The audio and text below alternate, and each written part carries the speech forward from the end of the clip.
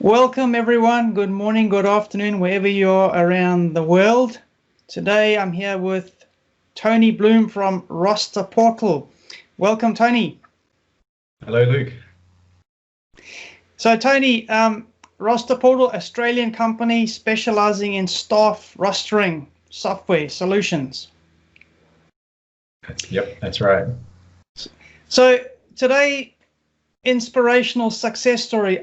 Tony, I met you quite a few years ago now at one of my first business workshops here on the Gold Coast at Burleigh Heads, and I still remember you coming to me at that end of that meeting, and you were brand new to business, and you asked me at the end of that session, you had a brand new idea with your partner, and you wanted to launch this to the world. And today, here you are earning over 6 figures in passive reoccurring income. And for anyone in business, that is an incredible achievement. Earning passive income is a really smart way to set your business up. So that's what we're going to be talking about today. And that's why this is such an inspiration to everyone. And a smart way of doing business is gearing your business towards that passive income reoccurring. So you've done it. I know you live a great life, because whenever I phone you, you're on the tennis court, you're at the gym, you're down at the beach, and ultimately your business is working for you. And that is an incredible accomplishment. So welcome, Tony. And the first question I want to ask you is, what made you decide to want to start your own business and not just get a job? Sure. Yep.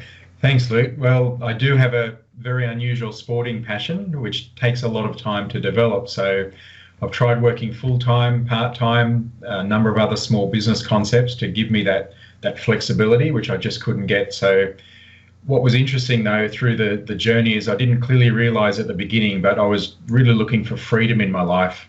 And unfortunately, you just can't get that in a job. So that's where looking for a business concept that had some form of recurring income is what attracted me. And that's like your deep burning desire, because, part of the series of interviews I'm doing, when I interview people, they say, I'm always really interested in the people who have made it in business. Like, why did you truly go into business? And you've said it, you have a deep burning why you do it. The people I see who sort of flounder around business as a hobby, or I think I want to do it, that burning why is just not strong enough to pull them. Yes. Yeah. Yes, exactly. I mean, if you're not a natural entrepreneur who just loves the concept of business, then you have to have that deep reason, because normally an entrepreneur is very good at sales, very good at communication, and myself, who's not a natural entrepreneur, you've got to have that reason, because business is about selling, marketing, communication, getting outside of your comfort zone. So if you don't have that deep desire, whether it's just for freedom or some reason, a family reason, or some other thing that's pushing you, then you probably won't make it, because it's too hard to overcome the obstacles. Incredible, Tony. Thank you. So another thing, Tony, you started out with no capital. I remember the conversation on the phone when we started working together, and it's part of your story you tell. I remember you saying you just didn't know where that next $8 was going to come from. That's how bad it was at one stage. And so I think a lot of people out there are, employed, or they want to start a business, or they're actually in business and the money's tight, cash flow. I mean, that's standard on many businesses. So in that situation where you're trying to find the next $10 and you're starting a business, how did you manage to build your business with that sort of gun at your head? Yes. Well, at the time I had to live with a previous business partner. He was getting income from other means, so that helped pay the rent and pay for food, etc. So we also had other business concepts we were trying to grow. They were very small, very sporadic income, certainly not reliable. I also got some small packets of financial help from my own mum, which really made a difference at the time. It was really tight for a very long time. There were no luxuries, no holidays. Really didn't feel good for most of the time. and you just hoped it would work out one day. And so just struggled away, slowly but surely. The customer base grew, and I mean, I'll talk about it a bit later, but it took quite a number of years before I actually felt settled to going, hey, I can afford to pay my bills now. So it wasn't easy, and there would have been far easier options out there than doing what I did. You know, I think too, Tony, I always analyze why have the people who've been with me, why have some made it through fantastically and others haven't done much. And it's generic. I think what you're saying is, if you're serious about starting a business, you have to be willing to sacrifice something at some level. You can't have luxuries and comfort and security and all these things if you're going to have a business. It's just impossible. I mean, when I first started, I had nothing. I had absolutely nothing. I didn't come from a wealthy family. I had to do everything myself, pretty much what you've done. Yep. And that was in my mind was, I'm prepared to sacrifice. And I think what was clear in your mind was what you were prepared to sacrifice because of that burning why that you knew that you wanted to grab. And I think for everyone listening out there, you have to have those two things. You know, what is that burning lighthouse or why? And where you are right here, be clear and at peace and determined that you're going to sacrifice something to make this journey. Otherwise, if you don't have that clarity, and you don't know what's in front of you either, so you don't realize how long it might take or how hard it will be, which maybe is a good thing in retrospect, because if you knew that, you may not start to begin with. But yes, it's if you're starting with nothing, you've got minimal business experience before you get started, it's like a whole learning curve, and typically during that learning curve you're not earning anything because you're learning, and it's only once you've learned things that you can start applying it, which of course then generates the income. So it is not easy if you've come from that background with nothing and no experience, but it's obviously worth it if you push yourself through and come out the other side. Absolutely worth it. Okay, so how did you mentally handle not having a regular paycheck when you were starting out? Sure. Yeah, very difficult, because I had been an employee my whole working life. In fact, the first 10 years I was in the military, which is as far up the other end of the spectrum to business as what you can be. So there was really no business exposure from any family or friends or relatives. And so I had nothing to start with. I'm definitely not what you call a natural entrepreneur either. Like, some people just love this concept of business. They're good at it. It's natural for them. They go out there, they create one business, turn it into a success, move on to the next one, and keep doing that. So not being a natural entrepreneur, it actually took a really long time to even get belief that I could support myself from business effort. And all I did was I just kept chipping away. And after the struggle of trying to get going, for me, it really took seeing it before I believed it. Like, I had to see the results to go, I'm supporting myself through business now. So again, it wasn't easy, but again, it was worth pushing through everything to get there. What was the first big lesson you learned during the very early days of running your own business? Sure, yeah. Not 100% sure, because I really was in a muddle for a long time. But when I think about it, it was really when it became clear that you've got to sell the benefits of your product more so than the actual features. So that became clear through working with you, of course. But yeah, initially, when you're a technician like myself, you're more focused on the actual features of something, and you're trying to explain that to people. But that doesn't make them interested. It's the actual benefits that your business or your product offers them. I remember one of the big breakthroughs, which we might talk about a bit later, was your website. And I remember, I still remember your first go at a website. You did a fantastic job, and then you made a few tweaks, and you changed the video, the headline. And I remember you showing me this. I thought, wow, this is an incredible job. You took the formulas that we showed you, and I remember you said, right, the leads are just starting to pour in. I still remember that day. exactly what you're saying there. You swapped over. Yes, exactly right. Yep. Fantastic. Okay. So yeah, initially, you were not comfortable just picking up the phone and cold calling. I know you used to tell me that all the time. So how did you overcome these fears? Which is, in business, you have to sell. You have to get on the phone. You have to knock on the doors. How did you overcome your fears and create such an extraordinary business? Sure. Well, the truth is, I'm the sort of person that can procrastinate as well as the next person. But the thing is, after so long, I can't skimp out on what needs to be done. So I don't want to live with a feeling that I should have done something, but I didn't do it. And eventually, as the slogan goes, I'll just do it. Even if I make a hash of things, even if I mess things up, I can only go so long before I actually force myself to do it. I just cannot let myself off the hook. So that's kind of luckily for me, I think. I think there's a number of people who see that wall, they have that fear, and they put it off, go and do something else, let themselves off the hook, and eventually never get to doing it. But I'm just not that person. Eventually I have to take the steps to do what I've got to do. I also read the book Feel the Fear and Do It Anyway, which really helped when it came to pushing myself to do things I didn't want to.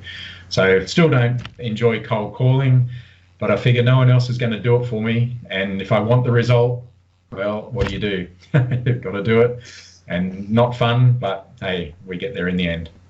That is a big fear of many, many people. And I think underneath that, Tony, is the fear of possible rejection. And there's the fear of, I'm going to make a mistake or say the wrong word. And would it be fair for me to say, it's not that bad. I mean, it's not that bad if you make a mistake or if someone tells you, get out, go to hell. I don't want to. It's not that bad. You just speak to the next person, and eventually someone you talk to loves your idea. Would that be fair? 100%. Like at the end of the day, a day or two or a week later, they've forgotten about you. You've forgotten about that experience, and life moves on. So it's character building really. And like I say, even if I made a mess of things, I didn't really worry then. I thought, well, at least I've done it. And of course, you end up generating results. Guess the thing is, if you do nothing, you get nothing. So the rejection, all of that sort of thing, like anything I've ever read about successful people, they end up appreciating that. There's no way around it. There is no perfect pick up the phone once and get one customer. It's just the process that everyone has to go through, it seems. And I'd say most of the most successful people in the world have gone through this in one form or another to get to where they are. Again, there's just no perfect linear path that you get from A to B, and there you go. I think what you're saying, I talk to my own experience. When you get rejected or someone tells you something's wrong, the first thing people do is take defense. It's a natural human mechanism. But if you say, take that on board and reflect, this is how you learn, particularly in the early stages. I remember one time when I was in a big board meeting presenting my distribution products at one of the biggest chain stores in Australia, the head office, and all the fancy dudes were in their suits and ties. There's about 12 of them, one on me. Yeah. And I presented and they threw me out. They said, this is like a joke. And I was mortified. How can you say this? I spent so much time, but I actually went away and realized, you know what? I'm actually right. There were so many holes in my presentation that forced me to go and create a dynamic presentation that I went and then sold that around the world. But with that kick up the butt, without that heartache, I could have curled up in a ball. Yes. I learned from it, and that experience taught me so much, which is really what you're saying. Oh, for sure. I mean, what you're saying is you're building resilience, and what I was going to allude to a bit later is that you're going to be a different person at the end of your business journey to what you were at the beginning. So if you have any weakness or underlying issue, it's probably going to get exposed, and that's a good thing, because then you can use the business tool, if you like, to overcome that, and you'll build resilience. If you don't give up, you'll build resilience, and eventually things get easier to do that. So By getting up, as they say, you need to fail so many times to succeed. You don't just succeed. You've got to get knocked down, learn from it, which is, of course, the mantra. Try and learn from whatever the failure is, like you just described with that big meeting. And look at you now, like the amount that probably helped you so much. Maybe didn't feel like it at the time, but now look at you, and probably made a real difference in your journey. And I think for everyone listening, to take on board what Tony's saying there, like you feel this thing, but realize what that means in the scope of the bigger picture. And it's actually like a springboard to bigger things. If you realize that, it's not so bad. So that's really good, Tony. Thank you. Can I just say one last thing? Yeah, of course. Can I say one last thing that I've just thought of?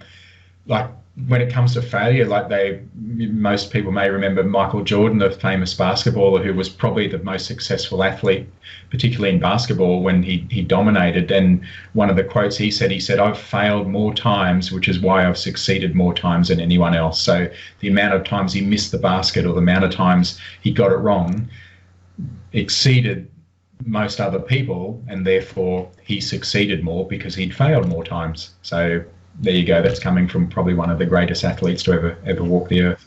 Yeah, the message is consistent. Hey, thank you. All right. Now, there must have been times when you wanted to give up. What were these, and how did you manage to get through them? Yes, naturally, there were many times. I think anyone who's pursued anything to any level would have wanted to give up. Probably the worst was one night. I just walked the streets for hours on end. I was in a mental daze. And to be honest, I would have been quite happy if someone had run me over, so I didn't have to go home and keep on going. Like, I was not in a good way. There was a lot going on, and just felt like I couldn't break free. So our product deals with the Australian Wage Awards, which I've found to be probably the most complicated in the world. So trying to build the business was a combination of surviving, of figuring out how to market and to get customers, and dealing with the insanity of the Australian wage system. So it was just frustrating at all levels. And literally after 6 months of a pretty heavy dedicated output, and this is before we met yourself, we literally only had 4 customers. So it was really hard just to get people interested in our product, probably because of our messaging and my approach at the time. But at the time, I thought, if 4 people like using the product, surely there must be more out there who could also benefit. So in terms of not giving up, I don't know why, but for some reason I have like an inbuilt tenacity. I just couldn't give up. There was other options. I could have gone and worked in the mines here in Australia at the time, which would have been far easier. Would have got a lot more money, no stress virtually, 2 weeks on, 2 weeks off, all the good stuff. But I didn't want to walk away.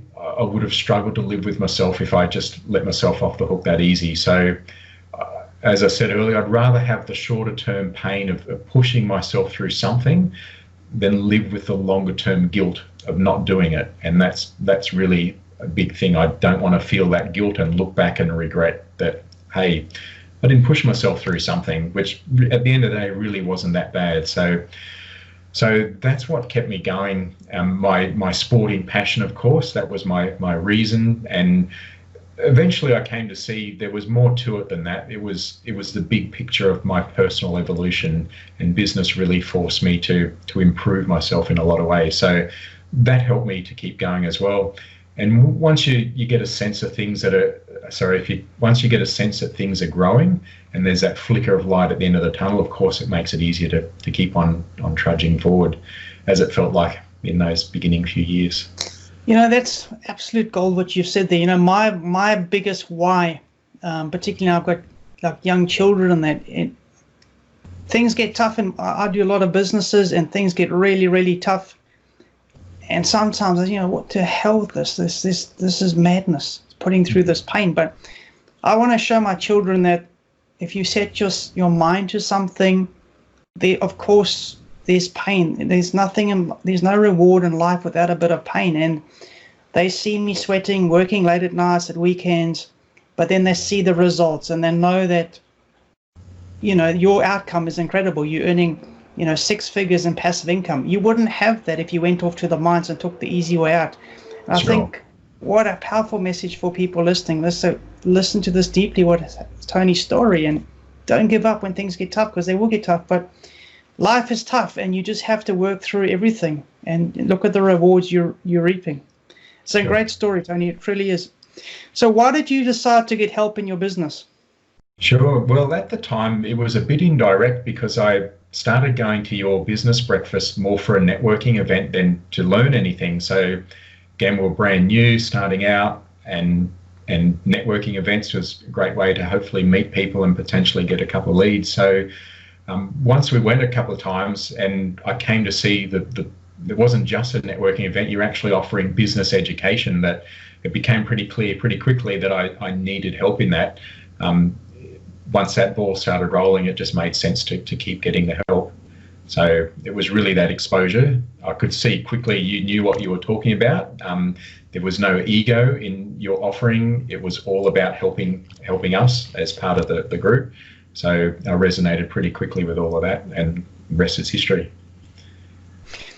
I think that's really important what you say, again, because I keep reflecting. I always sit and sort of reverse engineer. Why do some people make it? Why do others not? And I had this conversation with another guy, Aaron, who you know, on in these interviews, and one of the things we talked about was, how come some people make it besides the fact they never give up?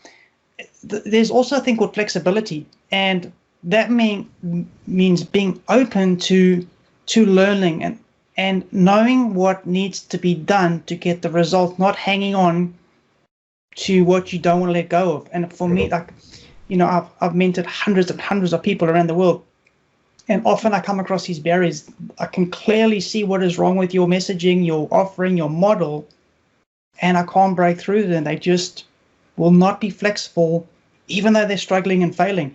And that's a mindset thing that, for anyone listening, be open to change, and if something is not working, that means something is wrong, and just be open to other possibilities. Yes. I mean, what's the point in getting paid assistance and then disregarding it? Like, I see no sense in that. And so you've got to know where you stand in the spectrum of what you know, and if you can admit that, hey, you need to learn stuff, then take it on board and at least try it. And of course, it made all the difference with us. It made all the difference, what we learned. So, yeah. So the 7-week business transformation program that you did with Alan and myself, out of the 13 steps, which one did you find the most challenging? Yes. I've already mentioned a couple of times that I'm really a non-sales type personality. So probably the most challenging one was the step number 7, where you really need to look at making 85% of your time go toward revenue building activities. So I may not have consistently got to the 85%, but it really made me realize the importance of how vital that is, and made me spend more time on revenue building than I probably would have otherwise. So it's really easy when you're quite technical and not entrepreneurial. It's very easy to get caught up in what we call busy work. So that allows you to let yourself off hook. You feel like you've done something, but it doesn't actually contribute to building your business. You might be doing some book work or some website work or whatever. Comfort stuff. Exactly. Yeah. Comfort stuff. You just, you can't exactly. You just can't expect your business to grow though if you keep doing those things. So that was the most challenging, but it was probably the most worthwhile as well. So again, Tony, I've known you since you started, and this journey has not only helped you build an incredible business, but your personal transformation of, I remember when I first met you, you were so scared and so nervous. You wouldn't, and compared to you now, you can talk, you can do presentations, you got an incredible business, but that's come not only through your business learnings, but your personal evolution is incredible what has happened. Yes. Well, exactly, Luke, like I said, alluded to a bit earlier, that I feel like business is probably the best personal development tool you can get. And if you have any underlying issues or weaknesses, then they will get exposed. So as we all grow up in different scenarios, I didn't probably have the best, and that carried into my adult life. And of course, going into business, you've got to communicate with people. You've got to be assertive. You've got to really sell yourself, sell your product, and that takes confidence. So you're exactly right. Like, I started out a long way back, and thanks to the business itself, or the business world, it forced me to confront these things. And yes, you're right. I'm far better communicator now, far more assertive. I've been in so many presentations with potential clients. I've been in boardrooms with, like you said earlier, a number of people. It's just little old me on one side and all of them on the other side. But I have confidence to do that now. It really doesn't bother me anymore. So you can't really put a price on the personal development, and that in itself, as a human being, just evolving, is been great for me. I completely agree. Incredible. So, what was the turning point from struggle to breakthrough? Yeah, there were probably a few turning points, as it probably would be for anyone. So the first major one was the moment I realized I didn't have to stress about paying my bills.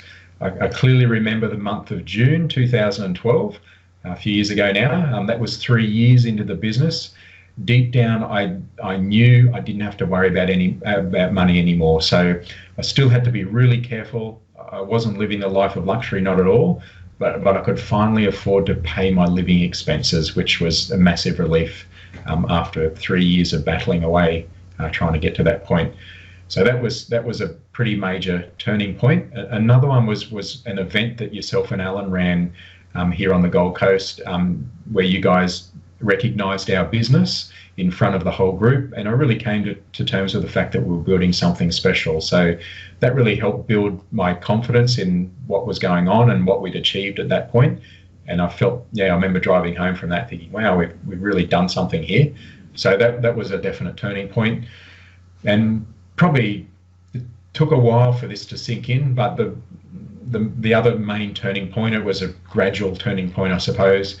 After a lot of years, I came to realise I was generally able to do what I wanted most days, in conjunction with managing the business.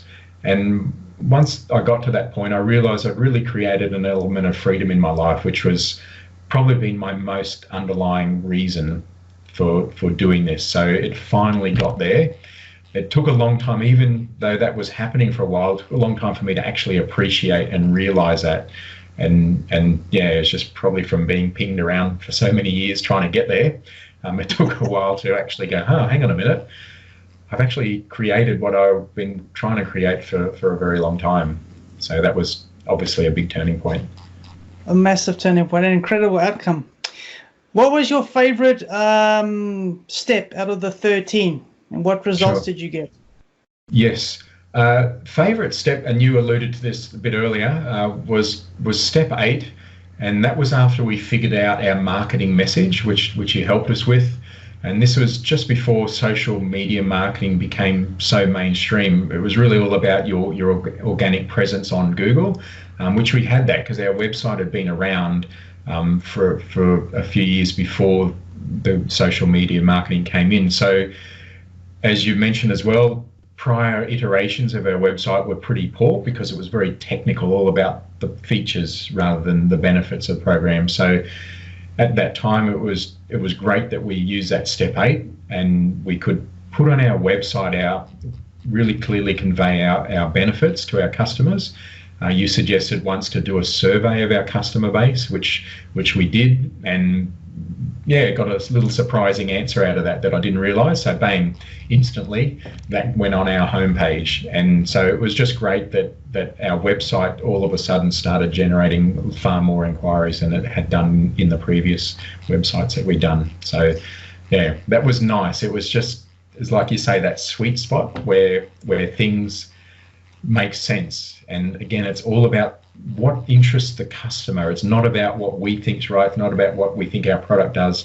It's purely about what the customer, what's going to make their life better, what's going to make their life easier. And that should be your standout messaging on particularly on your homepage. Incredible. Yeah, I still clearly remember those calls when you were on the call saying, "My God, what has happened? All these things, leads are coming in." Yep. It was a great day. I still remember that clearly. It was awesome. Okay, so what is the most successful strategy you have for getting new customers? Yeah, so that's really, again, what we're just saying, the online search and is our most successful, and then secondly, word of mouth. So when you got a product or something that helps people, typically they talk to others, and that's where the word of mouth comes in. But you've got to get that momentum, obviously, in the market for that to happen. But online searches would be the main one. Okay, so I think this is the big question, which why your business is so fantastic. Can you tell us about your business model and the recurring passive income streams? Advice for businesses setting up. I think anyone in business, when they start out, you obviously got your main stream of income, but you should always be looking for ways to tap onto your mainstream passive recurring income through joint ventures. Mainly is the thing that I love. I teach as my passion. But what about you, Tony?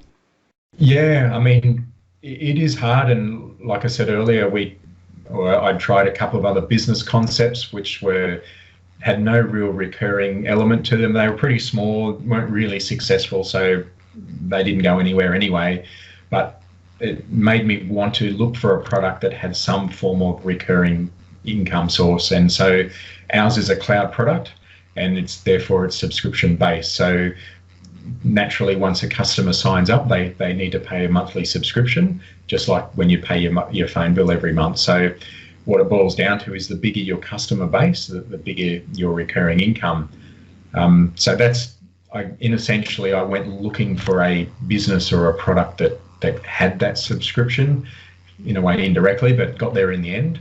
And so that allowed that business model to take place. So in terms of advice, as you just said, Luke, you need to look at ways to either develop some form of subscription-based concept. I mean, there's a lot of apps in the market now that work off the same concept. Or if you don't have that, then try to find some form of consumable element to your product that doesn't require your time to make the actual money. So you could also implement some form of membership platform around the business if you do have a physical product.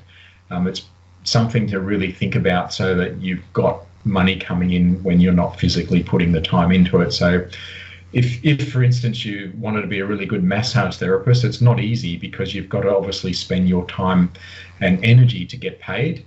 But if you could sell some form of consumable to your clients, whether it's either a physical product or some form of information product, this could open up some form of recurring income. So really need to have a good hard think about it. Luke, you're probably the expert in that way, but either start with a subscription-based product or look at what you've got and see how you can blend some sort of consumable sale in conjunction with your physical product, if possible. I think that's key. There's very few businesses, there are some of course, but there's very few businesses that don't have passive reoccurring revenue streams attached to them. You talk about the massage therapist, for example. So the natural thing would, yes, you can sell natural therapeutic oils that people can keep coming back. Yes. You can have a whole different range. You can have what we call joint ventures for the people. I mean, joint ventures is the fastest way. And what you can do with joint ventures, you just say to yourself, so what else does that person having massage want? Well, maybe they want someone who's reliable for hair products. They got sore feet. They need to go and see a person like the foot doctor. I don't know what the fancy word for the foot doctor is, yes. But there's someone's got a sore knee. Someone's got, they got back pain. They need to go and see a chiropractor. So the massage therapist would set up a joint venture with all those people where they have a customer, they got all these needs, and those referrals are all points of trust. And yes. The joint venture is they earn a commission for referring those people to the trusted source. So suddenly this massage therapist has now got 4, 5, 6 passive reoccurring streams coming into their business. Yep. And you've set that up from day one. And that's why you're living the life you live, playing tennis and lying on the beach. Yeah. You really have to be open. Like, as you say, this business model was that from day one. But if you're say a massage therapist or something that's very technical, well, typically you're a really good technician. You just have to be open to thinking outside of the box. And again, everything you just mentioned then, Luke, about what they could do is very viable, and you have to be prepared to think outside of that so that you can give yourself that other income that a lot of people just won't take the step towards. So it's really your choice. But if you're open to that, it's very possible to go down those paths and open things up. Final question. What advice can you give to all the others out there who are trying to get their business to that next level as you have? Sure. Well, first up, perseverance would be my secret weapon. Again, don't know why, I've just been born with it. It's something that is like gotten stronger over the years. I feel like I've steeled myself to never giving up just because I've kept going and kept going. So it gets easier, of course, but you definitely need some element of perseverance to keep going. When you're worn down and you don't think you're ever going to make it, perseverance makes you get up the next day and keep on trying. So that's something to try to have in your arsenal if you don't already. I'd also say be prepared to learn about sales, marketing, communication, especially if those areas are not your forte. If you're a non-sales type like me, I've said it many times, don't look badly upon selling. Like, I think a lot of us who've come from a non-sales background have a poor opinion of selling, a negative opinion of selling. But we're all human beings. We're all trying to connect with other human beings. The better you are at doing it, the better your business will be. So need to view selling as being critically important to a business. And the better you are at it, doesn't mean you have to be Slick Harry who can sell ice to the Eskimos. I've found in my experience, I'm not that person at all. But I've just learned to accept that selling is a good thing. And I have a few little techniques, nothing dramatic. But particularly our marketing messages that we've talked about earlier, that was critically important. And just having that confidence in selling, as I say, it's very important. So there's really no point going into a business if you can't do that. So I think I've mentioned this earlier as well. I've also found that business is the best personal development tool. So anything underlying that may get exposed is a good thing. You will evolve. Probably I didn't do this as well as I would have liked to looking back, but try to enjoy that personal evolution. I really did struggle a lot. I even resented it a lot in the early days because I had my passion and I had to build my business to do my passion, and I had to do this thing I really didn't want to have to do. So I didn't enjoy the process that much, but try to enjoy it. Try to enjoy the personal evolution that you're going to get. Because you'll be a different person at the end to what you were when you started out. So probably above all, on top of everything, if you're not a natural entrepreneur, you really need to, we talked about this, have a really strong reason to push yourself through all the things you may not want to do and to keep on going through those hard times. So really need a strong reason, whether it's a family reason, whether you want to set up a legacy, whatever it is, whether it gives you that freedom to not have to work in a job, and whatever that is, it really needs to be strong to get you through. Tony, incredible. Your story is, it really is incredible. And thank you so much for sharing your advice with us. And I wish you all the best. And I just want to say thanks once again. Thanks, Luke. Thank you. Appreciate it. Thank you. All the best, Tony.